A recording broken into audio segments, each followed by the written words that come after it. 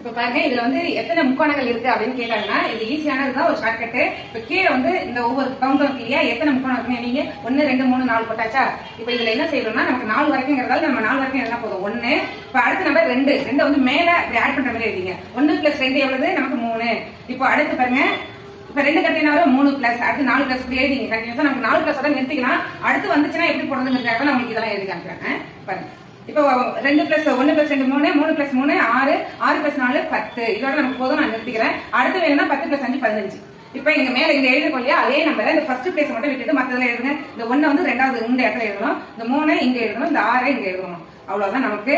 இப்ப பாருங்க இது எல்லாத்தையும் இப்படியே கண்டினியூஸா எல்லாத்தையும் ஆட் பண்ணுங்க. 1 + 3 4 4 + 6 10 10 + 10 20. இப்ப இங்க வந்து இது எல்லாத்தையும் ஆட் பண்ணவே இதுல ஆட் பண்ணக்கூடாது. 1க்கு 1 தான் ஆட் பண்ணணும். இப்ப இங்க ஒரு நம்பர் இருந்துச்சுன்னா அதை ஆட் பண்ணக்கூடாது. அதே மாதிரி இதையும் ஆட் பண்ணக்கூடாது.